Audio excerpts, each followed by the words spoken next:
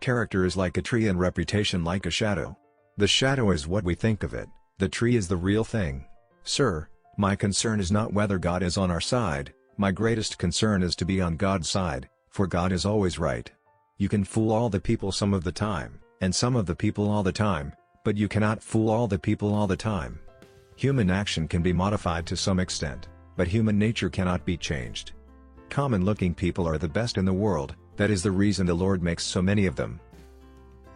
Upon the subject of education, not presuming to dictate any plan or system respecting it, I can only say that I view it as the most important subject which we as a people can be engaged in. I am rather inclined to silence, and whether that be wise or not, it is at least more unusual nowadays to find a man who can hold his tongue than to find one who cannot. Adhere to your purpose and you will soon feel as well as you ever did. On the contrary, if you falter and give up, you will lose the power of keeping any resolution, and will regret it all your life. I have been driven many times upon my knees by the overwhelming conviction that I had nowhere else to go. My own wisdom and that of all about me seemed insufficient for that day. I happened temporarily to occupy this big white house. I am living witness that any one of your children may look to come here as my father's child has. I am not bound to win, but I am bound to be true. I am not bound to succeed, but I am bound to live by the light that I have. I must stand with anybody that stands right, and stand with him while he is right, and part with him when he goes wrong. And having thus chosen our course, without guile, and with pure purpose, let us renew our trust in God, and go forward without fear, and with manly hearts. Human nature will not change. In any future great national trial, compared with the men of this, we shall have as weak and as strong, as silly and as wise, as bad and as good. Let every American, every lover of liberty, every well-wisher to his posterity, swear by the blood of the Revolution, never to violate in the least particular the laws of the country, and never to tolerate their violation by others.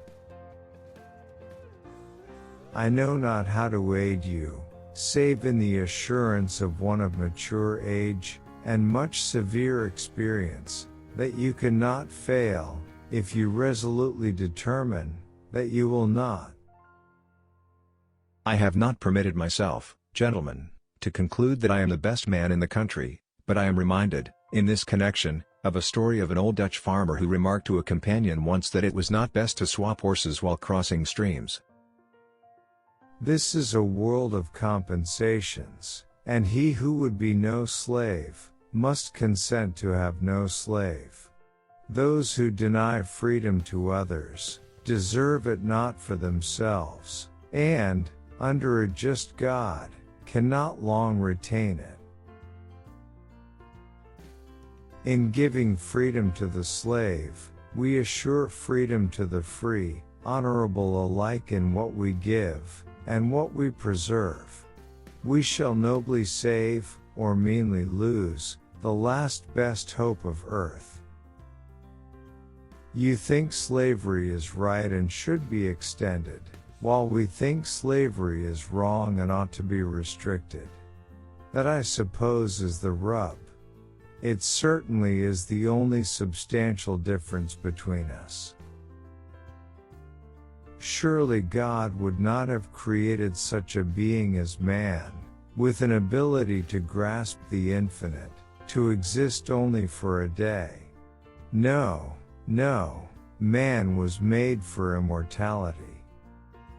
With malice toward none, with charity for all, with firmness in the right as God gives us to see the right, let us strive on to finish the work we are in, to bind up the nation's wounds, to care for him who shall have borne the battle, and for his widow and his orphan, to do all which may achieve and cherish a just and lasting peace, among ourselves, and with all nations.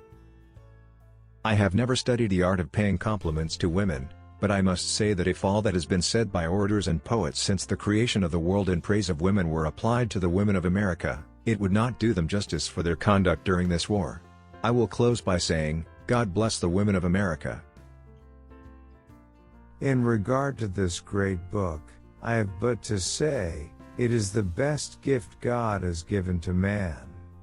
All the good the Savior gave to the world was communicated through this book.